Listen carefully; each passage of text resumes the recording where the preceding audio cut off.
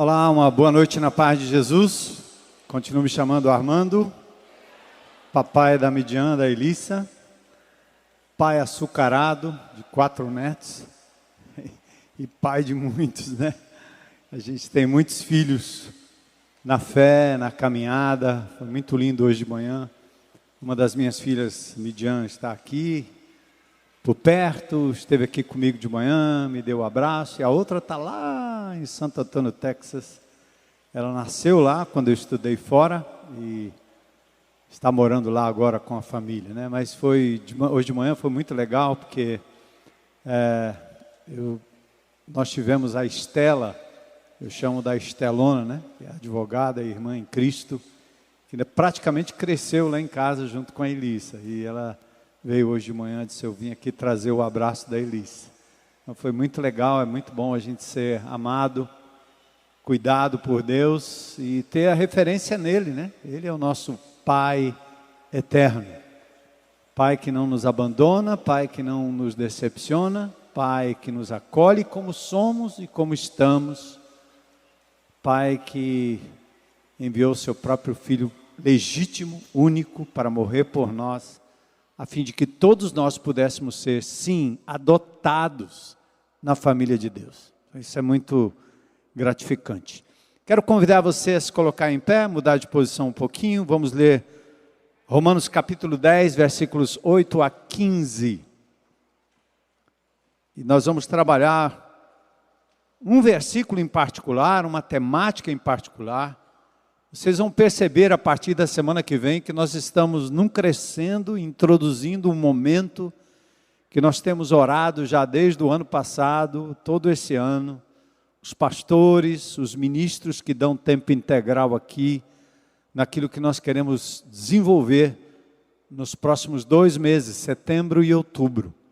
Então a palavra de Deus, ela não vem aleatoriamente, ela vem construindo em nós uma preparação para um momento muito especial, em que juntos nós vamos impactar essa cidade de uma forma muito especial. Então, vamos ler a palavra de Deus, vamos orar e vamos meditar um pouco mais no texto. Paulo escreve à igreja em Roma, e ele diz: porém que se diz, a palavra está perto de ti, na tua boca. Presta atenção que essa palavra boca, ela é repetida pelo apóstolo Paulo aqui, e é muito da ênfase que nós queremos dar hoje. A palavra está perto de ti, na tua boca e no teu coração, isto é, a palavra da fé que pregamos, que anunciamos, que falamos. Se com tua boca confessares Jesus como Senhor, e em teu coração creres que Deus o ressuscitou dentre os mortos, serás salvo. Por quê? Com o coração se crê para a justiça. Ou, na verdade, não tem a entonação de pergunta, mas é porque, explicando, com o coração se crê para a justiça e com a boca se confessa a respeito da salvação. Porquanto a Escritura diz: todo aquele que nele crê não será confundido, pois não há distinção entre judeu e grego, uma vez que o mesmo é o Senhor de todos, rico para com todos que o invocam. Porque todo aquele que invocar o nome do Senhor será salvo. Agora, como porém invocarão aquele em quem não creram? E como crerão naquele de quem nada ouvirem? E como ouvirão se não há quem pregue, quem fale, quem anuncie, quem pronuncie, quem coloca voz na verdade? E como pregarão se não forem enviados? Como está escrito: quão formosos são os pés dos que anunciam coisas boas. Senhor, obrigado por esse tempo precioso em que a gente já, desde a entrada nessa propriedade, fomos recepcionados pelo Teu amor, o Teu cuidado, através dos voluntários que cuidam dos nossos carros, da nossa entrada, da nossa saída. já usufruímos aqui do momento de comunhão, revendo irmãos, cumprimentando, observando, Senhor, olhando para cada um de uma forma muito especial. Fomos também, Senhor, elevados à Tua presença na adoração, no louvor, nos cânticos que nos lembraram os Teus nomes preciosos, que revelam quem Tu és. Então nós Te louvamos e Te agradecemos por esse momento precioso. E ainda podemos, Senhor, colocar diante do Teu altar nossas ofertas, pessoalmente, remotamente. Quero Te agradecer pelo sustento que o Senhor tem dado a essa comunidade. E agora, Senhor, a Tua palavra foi lida. E nós queremos que o Teu Espírito Santo tenha espaço na nossa agenda mental, no nosso coração, para cravar aqui, Senhor, a Tua vontade, Tua palavra, Teu mandamento, Teu desafio para nós, agora, aqui, Senhor, neste mundo, nesse tempo, nesse momento precioso. Te agradecemos por cada família, pela homenagem já feita aos pais aqui, que o Senhor tenha misericórdia, Senhor, de cada um de nós, pais e filhos, e que acima de tudo reconheçamos que ainda que os nossos pais nos abandonassem, o Senhor nos acolheria, nos acolhe e nos acolherá. O Senhor é o Pai eterno. E nós Te adoramos e dedicamos ao Senhor agora o nosso tempo, nossa atenção maior, para que o Senhor fale conosco. É o que nós te pedimos em nome de Jesus. Amém. Podem sentar.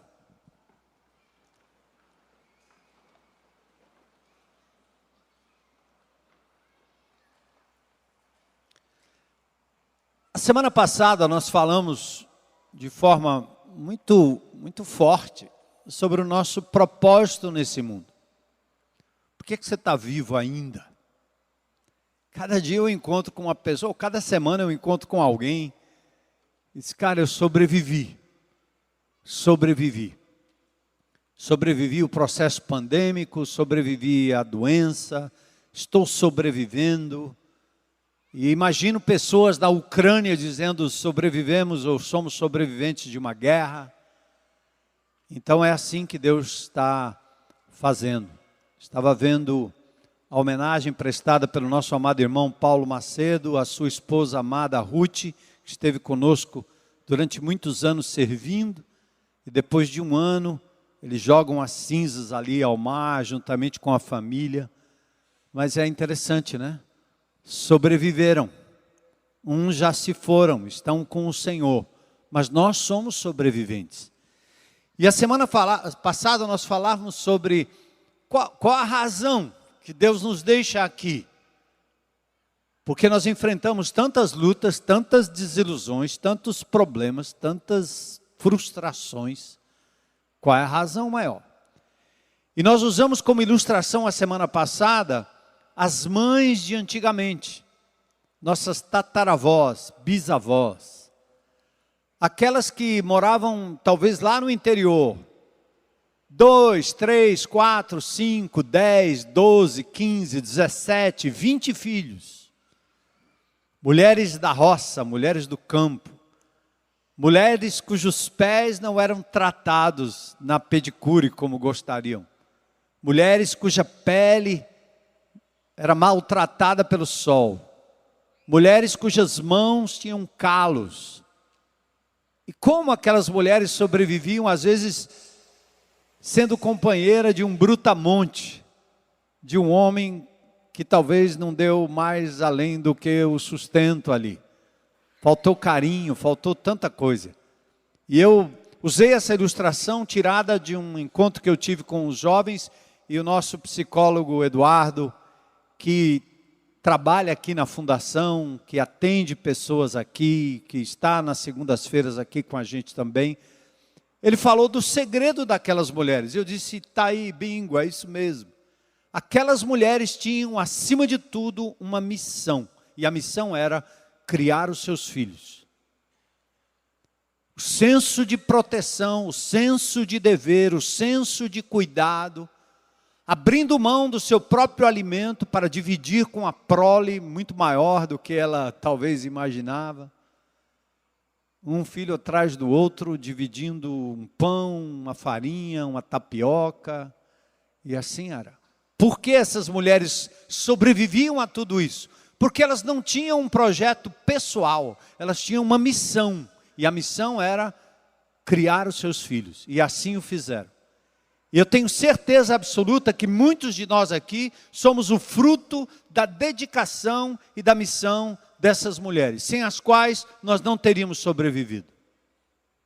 E só Deus sabe o que será das próximas gerações. Quando hoje ter filhos é uma luta, um problema. Hoje pela manhã nós vimos 2 famílias aqui dedicando os seus filhos. E um pai pega o microfone e ao falar de como é difícil criar filhos hoje, e como ele colocava os seus filhos diante do altar, ele caiu em lágrimas. Porque não é fácil. Temos tudo, todo conforto, toda tecnologia, somos cercados de muita coisa, mas como nós somos ameaçados. Mas talvez o grande problema é exatamente esse. Qual é a missão da mulher? Qual é a missão do homem? Qual é a missão do jovem? Qual é a missão do adulto? É mais ou menos parecido com um soldado na guerra. Por que levar tanta pancada? Por que tanto tiro? Por que ter que se sujar tanto, se melar tanto? Para quê? O soldado só faz isso quando ele tem uma missão, defender a sua pátria. A sua vida pode custar a vida de milhares de pessoas lá atrás. Missão, senso de missão. E Jesus nos ilustra isso. Aliás, tudo que Jesus pede de mim, Ele não só pede de boca, Ele faz, Ele é. Tudo que Jesus pede de você, Ele exemplificou com sua própria vida e diz: segue-me, imita-me, faz exatamente o que eu tenho feito. João 20, assim como o Pai me enviou, eu vos envio. E a semana passada nós usamos o texto de João capítulo 4, versículos 31 a 34. Jesus, depois de dialogar com a mulher samaritana, ele para ali por um momento, e talvez já muito tarde do dia, ele não comeu pela manhã, e os discípulos então preocupados com o seu bem-estar, com o seu sustento, diz: mestre, come. Legítimo. Deus nos fez assim. Ninguém vai longe sem comida, sem combustível. É importante. O que você não daria por um prato de comida? E os discípulos estão com um propósito legítimo. Mestre, come. Mas Jesus responde e aproveita aquela situação, porque Jesus não é um pregador de blá blá blá. Ele ensina enquanto anda, ele não é professor de classe de escola bíblica dominical. Jesus anda com os seus discípulos. E na medida que as coisas vão acontecendo, Ele os instrui na palavra. Ele usa ilustrações da vida. Ele não é artificial, Ele não é aristotélico. Ele não é um indivíduo das letras e das teses. O que Cristo nos oferece, o que Cristo nos demanda, Ele é. Ele ilustra, Ele faz. Essa é a diferença. Então a resposta de Jesus aos discípulos ali foi: uma comida eu tenho para comer que vocês não conhecem. E os discípulos ficaram pirados, né? O que houve? Que fast food é esse? Que delivery é esse? Que apareceu aí e ninguém está sabendo. Então Jesus explica claramente qual é a comida dele. E quando ele está dizendo que a comida, que é a coisa vital para a sobrevivência, ele define como realizar a obra daquele que o enviou, fazer a vontade daquele que me enviou e realizar a sua obra. Ele está dizendo, é a coisa mais importante, é mais importante do que o alimento.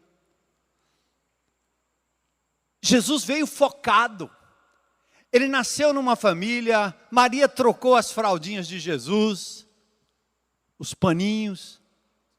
Maria o viu crescer como criança, amamentou, fez tudo. José a mesma coisa, cuidou dele como pai, proveu como um bom carpinteiro. Ele foi submisso aos seus pais, Lucas capítulo 2 revela isso de forma muito clara. Chega um momento em que Jesus, instruído na palavra pelos seus pais, dá um show aos 12 anos, fazendo o bar mitzvah diante dos rabinos. Mas aos 30 anos de idade, Jesus agora está pronto para o seu ministério público, porque nenhum sacerdote, nenhum líder poderia ser alçado a essa posição antes desta idade. Era a idade da maturidade. E agora ele vai para Caná da Galileia e ele vai começar o seu ministério público. E Maria logo quer intervir. Ele disse: mulher, o que é que eu tenho contigo? O alvo dele não era viver em função de manhinha, e nem deixar que a manhinha fizesse a sua agenda. E aí ele disse: não, ele veio para outra coisa, ele veio para cumprir a vontade daquele que o enviou, para nascer naquela família, ser cuidado naquela família, mas o propósito nunca foi especificamente aquele propósito, como eu e você. Será que Deus não te conhecia antes de você ser gerado? Será que Deus não sabia que você ia nascer naquela família exatamente? Qual era o propósito dele? Eu andei à deriva 17 anos fazendo loucuras na minha vida. Mas ele me cercou todo o tempo, ele tinha um propósito na minha vida, que era maior do que os propósitos que eu fiz para mim mesmo. Sonhei com tanta coisa. Tudo parecia dar certo, mas logo era abortado. Sonhei em ser um piloto de caça, fiz teste, passei no exame, fiz exame médico, fui para o quartel, cortei o cabelo, me despedi de todo mundo. E lá, depois de um tempo dentro do quartel, me chamaram para dizer: não, você não foi o último da lista, você foi o primeiro dos classificáveis, volta para casa. E naquela época eu tinha me despedido da minha namorada, já convertido, que era Heloísa. Voltei do quartel para casa sem entender absolutamente nada, enraivecido, chateado com tudo. Porque Deus tinha um outro propósito na minha vida. Eu estava fazendo meus planos e Deus estava fazendo os planos dele. Ele tinha um propósito, uma razão para eu viver. Aquilo não era suficiente, como não é suficiente o que ocupa o teu tempo, a tua vida. Por isso Jesus está dizendo: realizar a vontade daquele que me enviou e realizar aqui a sua obra é a minha comida, é a minha prioridade. Não desvie, meu irmão. E nós fizemos propósitos aqui a semana passada. Falamos também que é muito mais fácil construir muros do que construir pontes, no propósito de falar do amor de Deus, no propósito de sermos deixados aqui como uma agência do reino de Deus. Falamos e vamos repetir: que cristianismo baixo é esse? Eu não aguento assistir muita gente pregando por aí na internet, porque é um positivismo doente, é uma manipulação, porque parece que o pregador sabe o que você quer, sabe o que você precisa, e ele dá o que você quer. Você quer dinheiro? Quem quer dinheiro? Eu prefiro Silvio Santos.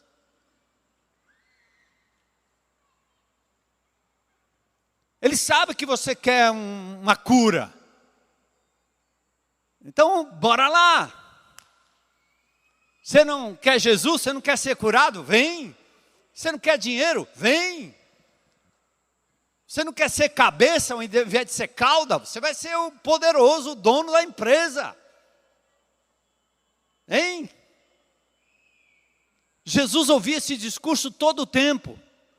Olha aí, os discípulos de João Batista estão batizando, vai lá, resolve. Olha aí, tem uma multidão, todos te buscam. Você precisa ser popular, você precisa tomar conta do reino, você precisa ir a Roma, você precisa destituir César e Nero, porque você tem poder, bora! Jesus escolhe um outro caminho. Eu não vim para ser servido, mas para servir e dar a minha vida em resgate de muitos. Meu coração chora por ver que cristianismo é esse que nós estamos construindo, baseado em que Bíblia, em que palavra, em que Jesus. E por isso os crentes andam de igreja em igreja, porque se ele não gostou daquele ali, ele corre para outro. Se ele não gostou para aquele, ele corre para lá. Se não tem o que ele quer, ele não vem. Se não tem a música que ele quer, ele não vem. Se não tem a comida que ele quer, ele não vem. Se não tem a classinha para a criancinha, para o menininho, para o adolescente, ele não vem. A comida dele consiste em buscar o seu próprio conforto. Ele esquece da missão, que não tem a ver com o que nós fazemos aqui, tem a ver com o que nós fazemos lá fora.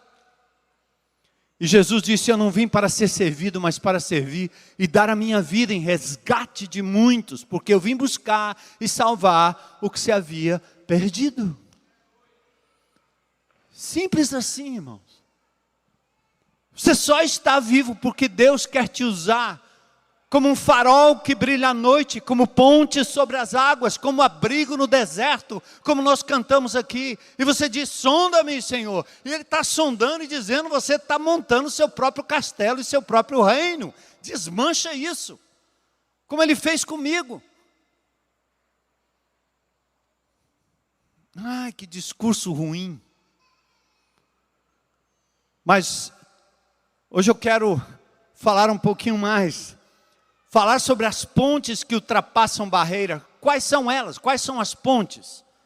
As pontes que eu construo e sustento são as pontes que têm a ver com as necessidades das pessoas que estão ao nosso redor. Elas estão carentes, elas precisam de ajuda, elas estão prisioneiras, elas são solitárias, elas estão angustiadas como ovelhas que não têm pastor. E nós precisamos apresentá-las ao sumo, ao grande e ao supremo pastor, Jesus. As pessoas estão no fundo do poço. Essa é a expressão mais correta. E num certo sentido, nós que somos crentes em Cristo Jesus, criamos muros ao invés de pontes.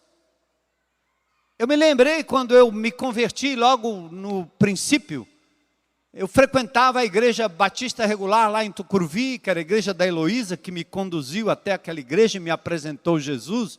Eu disse: meu Deus, para entrar aqui, meus amigos, todos os amigos bandidos, drogados, todos aqueles caras que andavam comigo, eles não vão entrar aqui nunca.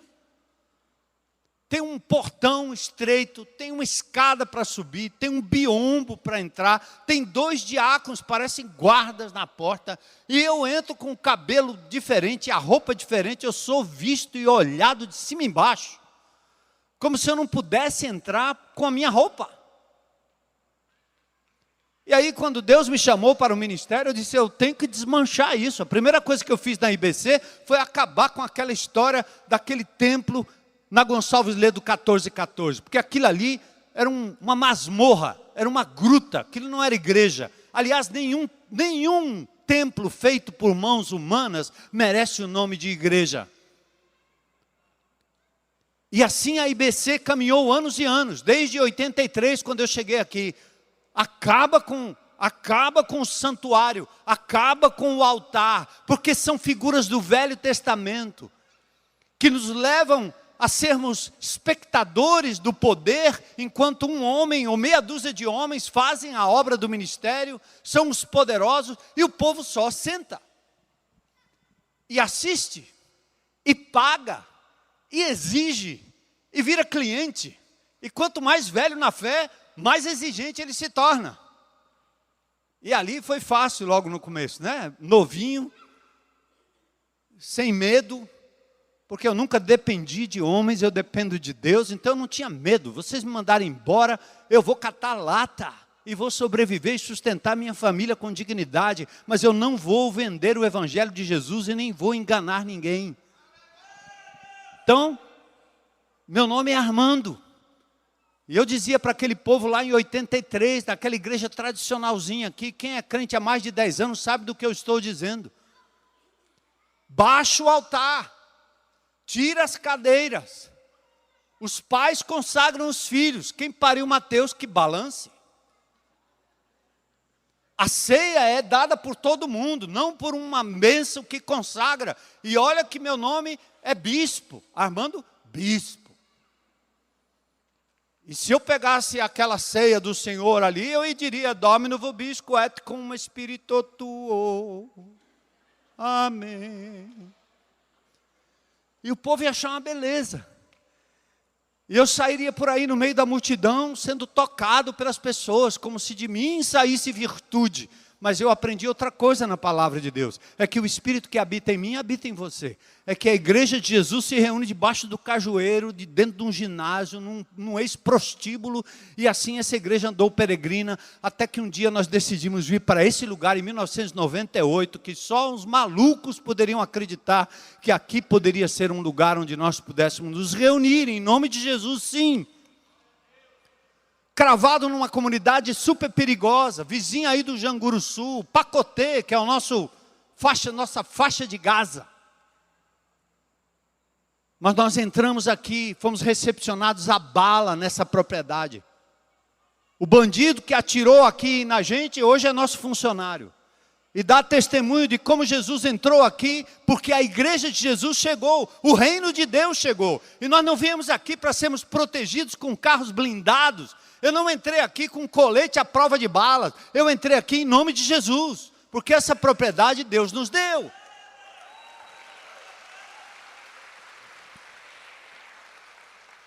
E talvez os mais antigos conheçam a história. Eu estou repetindo, vocês dizem, já sei, pastor, eu estava lá naquele dia. O Kleber Lucas sentou ali num poço que tinha ali. E quando ele viu a multidão debaixo da mangueira, ele disse, há uma unção, já posso sentir, verdadeiramente, Deus está aqui. Ele compôs uma música em cima do que ele viu aqui. O que ele viu? Gente, igreja de Jesus, no meio do nada, tomando sol, no desconforto, poeira para todo canto. Sabe por que tudo isso? Vamos voltar? Porque nós tínhamos uma missão. A missão era buscar e salvar o que se estava perdendo ao nosso redor. E essa comunidade foi restaurada. Aliás, eu não sei se vocês percebem, né? A igreja de Jesus chegou aqui em 98, num lugar deserto, e hoje nós estamos cercados de gente rica aqui do lado. É condomínio para todo canto. É indústria para todo lugar. Nossa, virou, mudou. Acho que eu estou logo procurando, antes de eu morrer, um canto para a gente fugir. Mas ainda temos muito povo aqui nessa área, né? Nessa Itaitinga, nesse Eusébio, nesse Janguruçu, nesse momento aqui do Santa Fé, Santa Maria, Curió, seu prédio, seu condomínio, sua casa. Deus tem muita gente ali. Não é aqui só, é em todo canto, em todo lugar. Então a igreja, ela deixa de ser relevante quando ela está em si mesmada, quando os crentes estão ouvindo o que eles gostam de ouvir. Quando os crentes estão confortáveis, aí os demônios estão aí fora aplaudindo, dizendo, era isso que nós queríamos, era isso que nós queríamos. Um povo patético, parado, calado, incapaz de vibrar pelo nome de Jesus. São mais capazes de vibrar pelo Fortaleza e pelo Ceará do que pelo nome de Jesus. Alçam a bandeira bem alto, mas recolhem a bandeira do nome de Jesus, porque estão intimidados pelo diabo. Existe um espírito de mudez. Quando o Espírito Santo atua, você fala. Quando o Espírito de Deus está agindo na sua vida, duas coisas acontecem. Seu caráter é mudado. Fruto do Espírito, Gálatas 5:22. Amor, alegria, paz, longanimidade, benignidade, bondade, fé, mansidão, temperança, domínio próprio, até no comer. Amém, irmãs? Aí o Espírito age. Não precisa chamar nutricionista, não precisa saber que você está diabético, não precisa saber que suas taxas estão não sei aonde. O Espírito de Deus em você vai fazer você saber, esse corpo é templo do Espírito, por isso eu preciso controlar aquilo que me controla, e eu vou fazer em nome de Jesus. Olhe para o açúcar e ore, expulsa o demônio.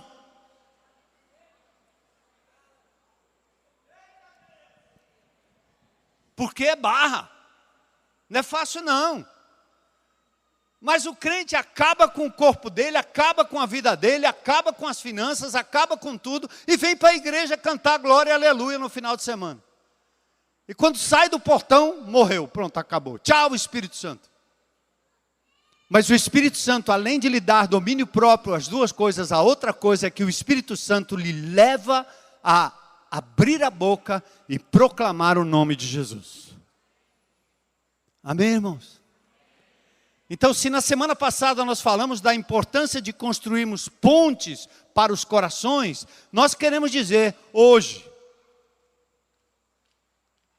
que aqueles que precisam de Jesus não vão ouvir se você não abrir a boca e falar. Imagine uma ilha com uma população faminta, sem comunicação com a terra, e daqui a pouco constrói-se uma ponte até a ilha. A ponte não leva comida, a ponte não leva sobrevivência, a ponte é só a ponte. Alguma coisa tem que passar, o alimento tem que passar. Então a construção de pontes no coração das pessoas que estão ao seu redor não é suficiente. É preciso que algo passe até o coração daquelas pessoas. Jesus fez isso. Ele fez uma ponte ao coração da samaritana. Mas ele levou a ela e disse, água viva eu tenho. Ele revela os pecados da samaritana. E aquela mulher não só deixa o seu cântaro, que talvez fosse o seu meio de sustento, talvez ela não só bebesse daquela água, como fornecesse água a outras mulheres da vida, ela larga os cântaros, e agora ela tem uma nova missão, volta para os seus amantes, e ela começa a proclamar Jesus, de tal forma que os samaritanos vêm ao encontro do Senhor, dizendo, o que é isso? Quem é esse homem? A minha missão, a sua missão não é ostentar o que nós sabemos, o que nós temos, o que nós vestimos, o que nós possuímos, o que nós sabemos. A nossa missão é ostentar Jesus. É fazer com que as pessoas enxerguem nos nossos gestos o Cristo que morreu e que ressuscitou para dar nova vida. Essa é a nossa missão, irmãos. Entende? Por isso o pastor Alcimor também nos chamou a atenção disso.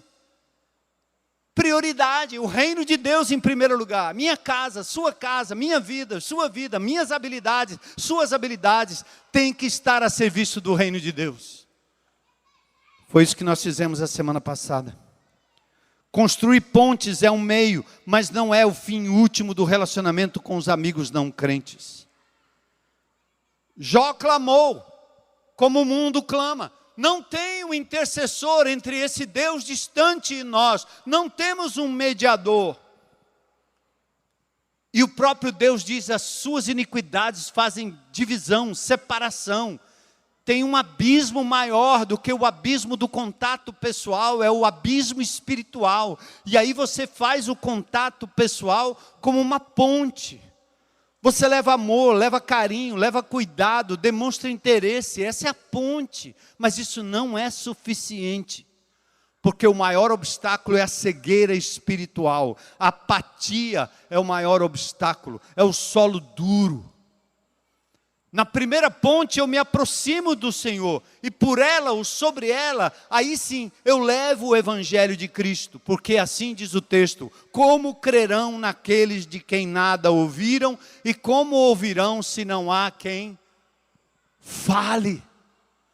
Porque quando se usa a palavra prega, o que é que você pensa? Você sai por aí dizendo para o povo assim, ó, domingo, vai lá, porque tem um homem lá que prega, aquele homem... Aí você sai convidando as pessoas, você só dá um convite para ele. Domingo que vem, entre o seu convite para ele vir aqui à igreja e o domingo, ele tem um infarto mal súbito, é atropelado, morre e acabou. Não deu tempo. O que eu quero dizer é que você é a ponte, e você tem a palavra. Nós temos que ter esse senso de urgência. Não é errado convidar alguém para vir aqui. E eu gostaria que essas cadeiras todas estivessem cheias de pessoas carentes do amor de Jesus a cada domingo. Mas é muito mais importante que você não apenas traga as pessoas às cadeiras, mas leve o nome que é proclamado aqui onde as pessoas estão. Você é o agente. O certo e o bom seria se nós voltássemos aqui a cada domingo, trazendo os resultados daquilo que nós fizemos durante a semana. E eu desafiei aqui, aliás falei dos crentes antigos, porque essa é uma tendência minha, é uma tendência nossa. Quando você é novo na fé, você quer converter a mãe, o pai, o primo, o tio. E com o tempo, você vai se afastando dos seus amigos, se afastando das pessoas, já converteu a família, você está todo confortável, os meus já estão no céu e o resto que se lasque. Porque você abandona, você fecha a boca, você não volta mais, você cria muros, você cria guetos. Quando nós tínhamos um colégio aqui, eu me lembro, a tese de alguns era, nós precisamos de um colégio cristão. Eu estive agora em Natal e eu vi o negócio lá. Nós precisamos de um colégio cristão, que é para quê? Para isolar o povo dessa loucura que está acontecendo aí no mundo. Essa é a solução, é?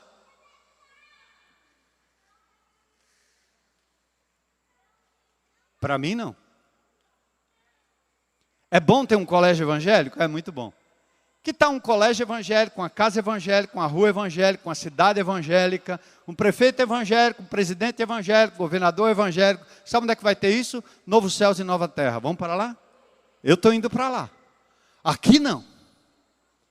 Aqui é pauleira.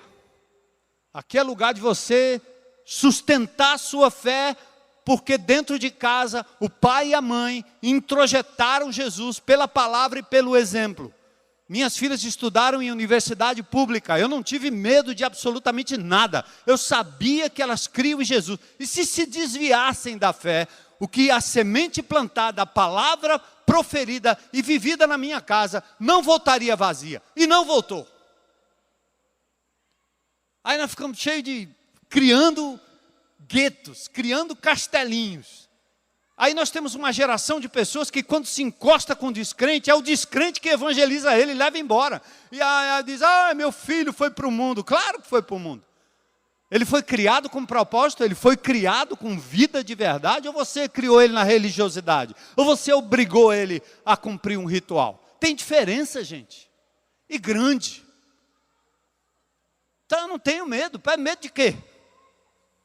Jesus disse, eu não peço, Pai, que os tire do mundo, mas que os livre do mal. Então vamos anunciar as boas novas, vamos construir pontes, mas a palavra tem que ser proferida. Como ouvirão se não há quem pregue? Presta atenção, pregue não é o pastor, certo? O pregador, prega você, meu irmão. É só falar, minha irmã, tá bom? Abre a boca, fala. E sobre pontes, deixe-me dar uma outra palavra para vocês. É muito bom a gente se reunir aqui, nós fizemos isso em 98 quando chegamos aqui. Nós entramos na comunidade com sopa, sabão, supermercado. Entramos ali construindo coisas, fazendo coisas, dando comida. Isso é muito bom, os crentes gostam disso e fazem com liberalidade, mas isso não é suficiente. Uma cesta básica não tira uma alma do inferno, ou tira? Senão a salvação estava no supermercado, não é não? Político sabe fazer isso muito bem. Dá comida para o povo, dá comida para o povo, dá comida para o povo, dá comida para o povo, ajuda o povo, faz o bem para o povo e depois laça o coração do povo e diz, é comigo que você vem, é comigo que você vai voltar. Essa igreja nunca foi assistencialista nessa comunidade. Se tem alguém passando fome, nós vamos lá e vamos socorrer. Mas aquilo ali não vai ser a única coisa. Nós fizemos anos atrás um grande movimento aqui, que nós vamos repetir esse ano, por isso que nós estamos preparando vocês para isso, em que os irmãos que gostavam de ficar em casa fazendo o chequinho para a cesta básica, é fácil, né? Não, vamos levar ali um negócio para os bebês carentes, as crianças carentes. Vamos lá, manda lá para os presos. Aí o cara fica em casa fazendo cheque. Aí nós fizemos sim, um levantamento, uma espécie de censo na comunidade. Descobrimos as carências. Levantamos aqui uma congregação disposta e você vai levar comida, janela, vassoura, inchada, pá, mas agora eu vou te dar o nome para quem você vai enviar. Porque você vai olhar para essa pessoa cara a cara e vai não somente abençoar a vida dela, mas você vai dizer: Jesus Cristo é o Senhor e Salvador da sua vida. Aceita Ele agora. Entende? Porque fazer boa obra, eu sou oriundo de pais espíritas. Os espíritas fazem muito mais do que a gente faz. Ser bonzinho, ser legal, ser amigo, isso não é tudo. Aliás, na igreja de Jesus tem uns indivíduos que têm a síndrome de Absalão. Ele ajuda, ama, abraça, abraça, depois ele diz: vem comigo, você é meu, eu te tenho, você me deve, e vamos lá. Absalão fica na porta da igreja dizendo assim: aquele pastor não está te olhando não, mas eu estou aqui, eu estou te vendo. E quem sabe, se um dia eu ficar naquela posição, você vai ter tudo que você precisa, os Absalão da vida. Já conhece algum? Eu conheço alguns. Faz o bem de forma matreira, política, doente. Vou contar uma ilustração para vocês rapidinho, que muitos que estavam aqui se lembram. Tá legal hoje que eu estou voltando a andar aqui. Pobre dos homens das câmeras ali, né? Tô doidinho atrás assim. Pastor. Vocês estão lembrados quando o secretário Hélio da Segurança Pública nos ligou e disse: pastor, houve aqui uma rebelião no presídio, os presos tocaram fogo em tudo e agora eles não têm onde dormir. O senhor pode nos ajudar? Eu disse: o que é que você quer? Colchão? Eu disse: claro. Aí quando eu vim aqui, compartilhei com a igreja: irmão, nós vamos levantar colchões. Quantos colchões precisam? Precisa de 1000. Mas é muito. Mas se a gente levar 5 colchões, 10 colchões, já está bom. O secretário disse: pastor, quanto o senhor puder. Eu anunciei aqui no domingo, na segunda-feira, eu levei paulada de todo lado da igreja. Teve irmãos aqui que disseram que era um absurdo a gente gastar dinheiro para dar para bandido que tocou fogo no colchão e que ia depois tocar fogo no colchão que a gente ia enviar. Eu fiquei muito triste aquela semana, mas não fiquei triste comigo. Eu não estava decepcionado porque me criticaram. Eu tenho casca grossa, graças a Deus. Não dependo de elogio de ninguém. Eu dependo daquilo que Deus faz para mim. Eu continuo na minha posição. Quero ser fiel ao Senhor. Quero ser repreendido quando eu pecar diante de Deus. Mas não quero ficar dando atenção para mimimi de crente, nem novo nem velho. Aí eu fui para casa chateado com a visão da congregação. Aí eu voltei no domingo aqui, né, e antes de começar a palavra, eu disse assim: tem uma coisa que eu preciso dizer a essa igreja. O amor de Deus não é seletivo. Entendem? Se eu viesse aqui dizendo que estava faltando leitinho e fraldinha para beber, todo mundo ia me aplaudir, todo mundo ia ficar com o coração: ai, uma criancinha, mas um bandido. Vocês teriam me deixado na bandidagem até hoje, se dependesse desse tipo de amor. O amor de Deus não é seletivo.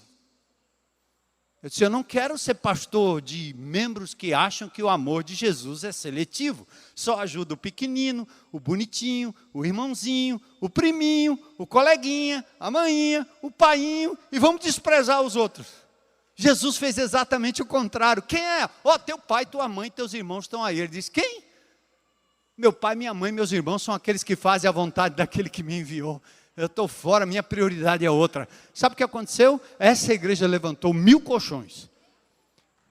O colchão que para o governo, amém? Eu perguntei para o secretário: quanto é que custa o colchão aí que vocês compram? 150 e poucos reais. Nós compramos a 49, porque não tinha propina no meio. Aí compramos mais colchões, certo?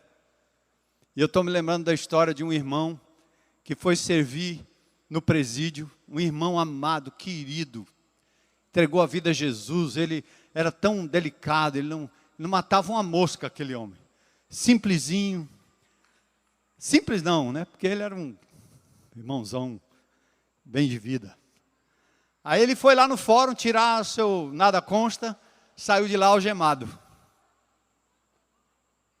porque ele tinha uma pendência lá atrás que correu a revelia, ele não sabia, saiu preso.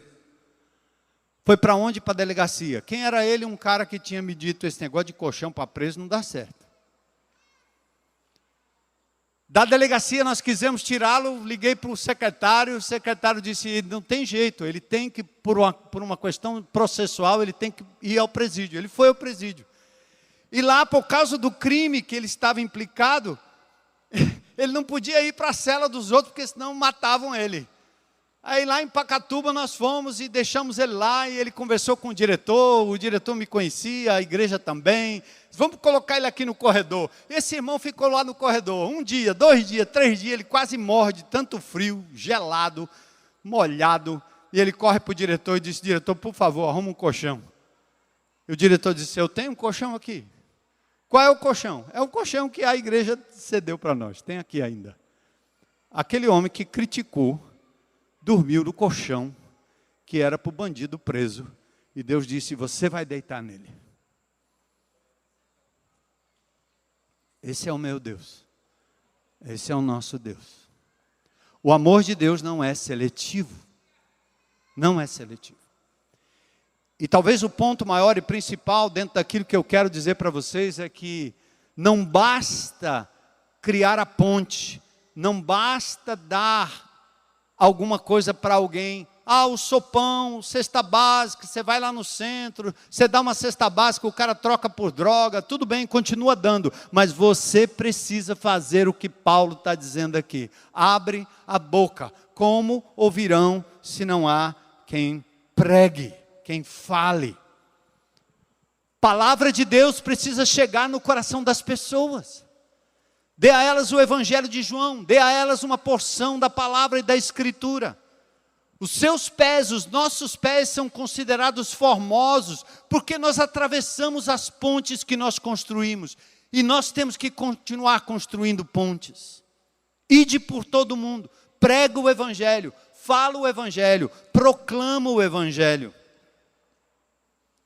Qual é o segredo dessa proclamação? Primeiro é Cristo em nós, o Espírito Santo. Ninguém fala Jesus é Senhor senão pelo Espírito. Então, meu amigo, repreenda na sua vida o espírito de mudez. Ele está rondando o teu coração, a tua mente, como rondou Pedro. Ele não habita em você. O diabo não tem mais poder sobre o seu corpo, mas ele ronda. É o inimigo que está ao nosso derredor, buscando quem possa tragar. Ele está travando a sua boca. Você fala de política, você fala do candidato, você defende o candidato, você defende o time, você defende sua família, você fala do seu negócio, você vende o seu produto, mas e Jesus? É hora. Cristo em nós, o segredo da proclamação. Cristo conosco. Ele diz, eu vou com você. Nossos limitados recursos devem ser colocados à disposição daquele que tem toda a autoridade. Basta 5 pães e 2 peixes e ele alimenta 5.000. Você não precisa ser pregador nem pregadora, minha irmã. Você vende alguma coisa aí? Vende Tupperware e Avon para todo mundo. Mas não fala do amor de Jesus. Vende produto, lidera equipes, faz um bocado de coisa, mas não fala do amor de Jesus.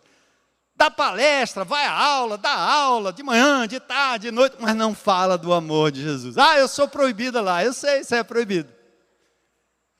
E o diabo está batendo palma.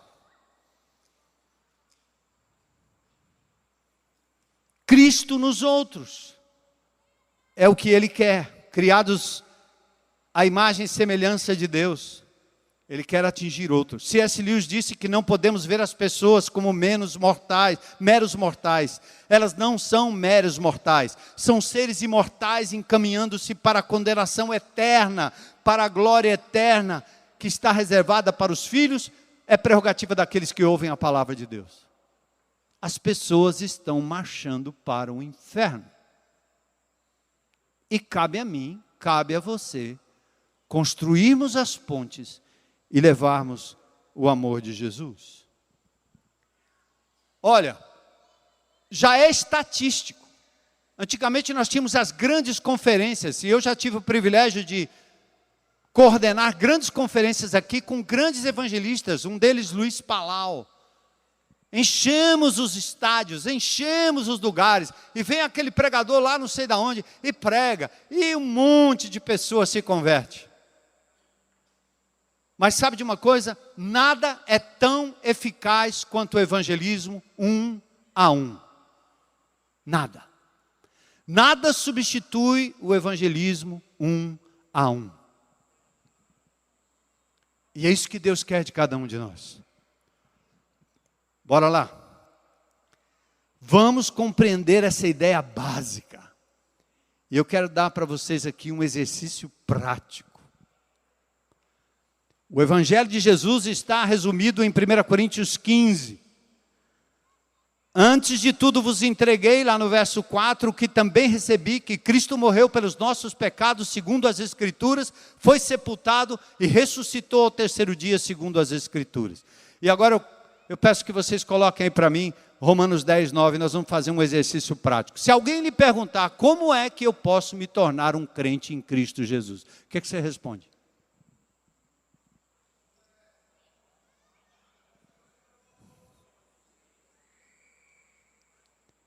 E se a pessoa não lhe perguntar, você tem como levá-la a essa conclusão?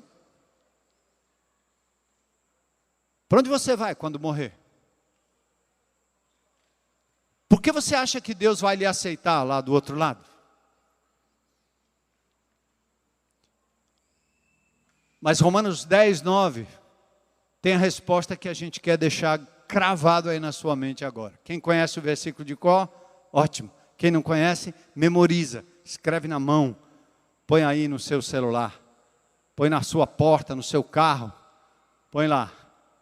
Presta atenção à importância da ponte e do que vai sobre a ponte. Se com tua boca confessares Jesus como o quê? Dono. Aqui não é seu Jesus não, seu Zé. Oi, seu Zé. A palavra aqui é Kurios, Senhor, dono da sua vida. Se você reconhecer Jesus como Senhor e dono da sua vida, você entregar a Ele tudo que você é, tudo que você tem, tudo que você faz, tudo, seus pecados, suas lutas, seus erros, suas taras, suas doideiras, suas loucuras, seus vícios, seus bens, tudo, o que foi ganho lícito, tudo, como fez Mateus, como fez Zaqueu, como fez a samaritana, como fez a mulher prostituta, como fez muitos, ou como fizeram personagens bíblicos e muitos de vocês aqui. Se com a tua boca confessares a Jesus como Senhor, e em teu coração, lá dentro, na sua mente, creres que Deus o ressuscitou dentre os, Ele venceu a morte, Ele é capaz de dar vida, Ele vai nos ressuscitar no último dia, aí diz o quê? Serás salvo. Vamos repetir, classe. Todo mundo aí, vamos ler juntos. Romanos 10, 9. Se com tua boca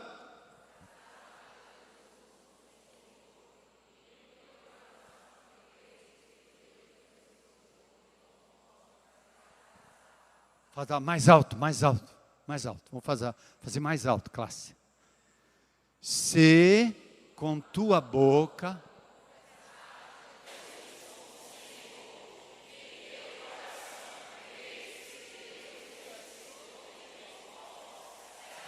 salvo. Como ouvirão se não há quem fale? Por que você vai se envergonhar do Evangelho de Cristo? Paulo diz, eu não me envergonho do Evangelho de Jesus Cristo, pois ele é poder de Deus para a salvação de todo aquele que nele crê. A hora é essa, o tempo é esse. Vamos destampar a nossa boca. Vamos pedir que o Espírito de Deus elimine esse espírito de mudez que está ao nosso redor. E quando você apresentar o Evangelho para alguém de forma simples, pessoal, você pode perguntar para ele assim, o que é que te impede? O que é que te impede? Mas como, é agora? O carcereiro de Filipos, o que é que eu devo fazer para ser, de Filipos, o que é que eu devo fazer para ser salvo? crê no Senhor Jesus Cristo e será salvo, tu e tua casa. Eu não preciso pagar, eu não preciso comprar, eu não tenho que fazer boas obras, eu não tenho que cumprir os 10 mandamentos. Que 10 mandamentos, meu irmão? Você lá tem capacidade de cumprir nenhum, quanto mais 10. Eu nunca adulterei. Tá certo. Jesus disse, se você pensou e maliciou contra uma mulher, você já adulterou. Quem sobra aqui? Ninguém. Eu nunca matei. Você desejou o mal para alguém no trânsito? Já matou. Quantos mataram? Eu já matei muitos. Depois Jesus foi mudando meu coração, hoje eu mato menos. Principalmente aqueles caras que andam na esquerda, né? A 40 por hora. Mas eu já disse, agora eu vou brincar, igual o Autorama. A minha mulher, às vezes eu fico atrás do cara esperando ele sair, minha mulher diz, você quer dar uma de professor, é? Hoje já não tenho mais raiva no meu coração, mas eu já tive muita raiva. Quando eu cheguei aqui em Fortaleza, lá na Santos Dumont, eu fui morar na Cidade 2000, ainda era cheio de terra lá, um carro parava do lado do outro para conversar. Eu vinha de São Paulo, né, trânsito louco, todo mundo a alta velocidade, lá naquela Tietê, lá naquela Pinheiros, ali no Rio Pinheiros, Tietê, na Marginal, tudo a alta velocidade. Eu cheguei aqui que eu vou para casa, o cara para na minha frente e ele está conversando com o vizinho, a carruagem dele parou para conversar com a outra carruagem. Não acredito.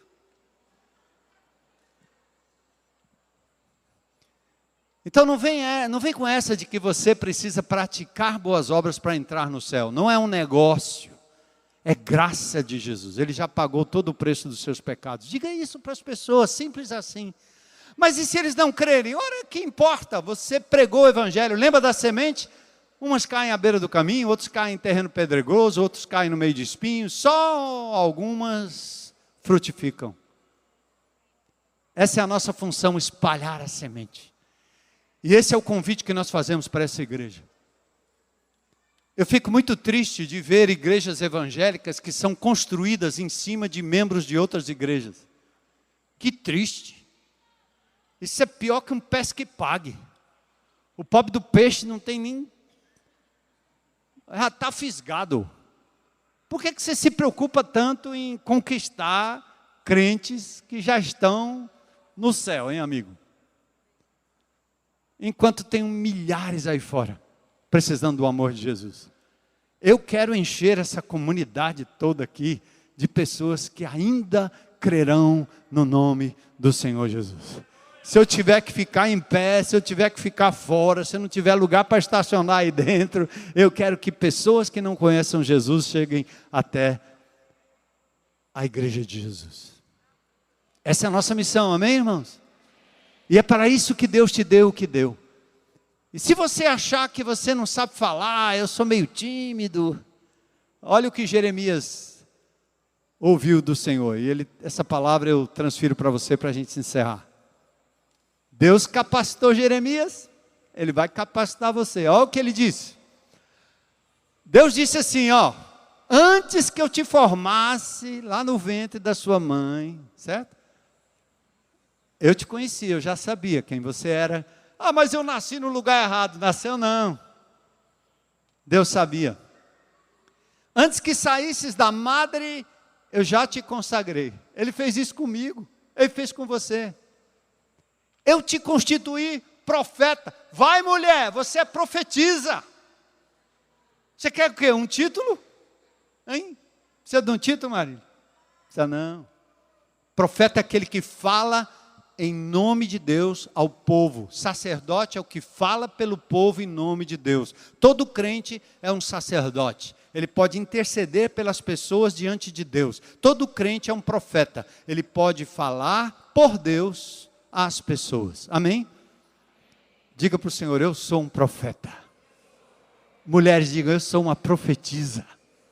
O Senhor me constituiu. Aí o Jeremias é chorão. Não, Senhor, eu não sei falar. Eu não passo de uma criança. Eu tenho minha conversa de criança. Eu só sei comer pipoca.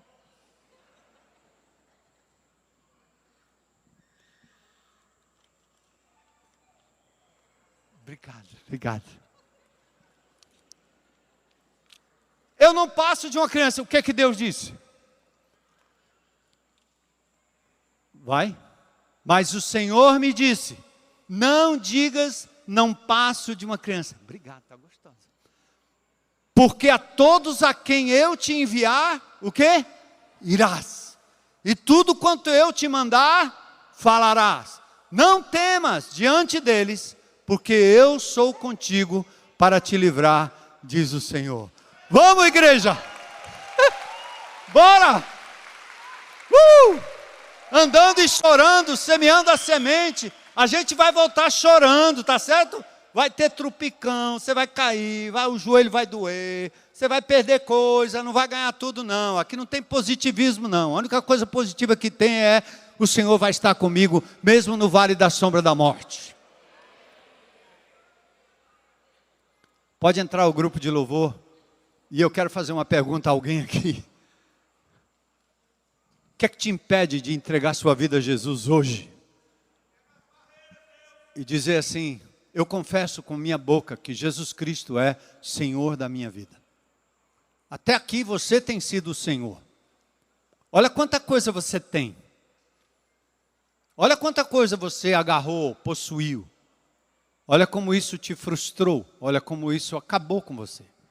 Você entregou seu coração a pessoas, a coisas, a bens, posições, só sofrimento. E hoje Jesus está te chamando aí. Se com tua boca confessares Jesus como Senhor, agora, em teu coração, creres que Deus ressuscitou dentre os mortos, será salvo. Aleluia! Quem gostaria de entregar a vida a Jesus hoje à noite? Levanta a mão, fica de pé aí. Coragem para dizer, eu quero Jesus. Aleluia! Glória a Deus, Deus te abençoe. Estou vendo sua mãozinha lá, isso. Levanta a mão lá, diga, eu quero. E você vai abrir a sua boca diante de alguém e vai dizer, eu recebo Jesus como meu Senhor e meu Salvador. Amém?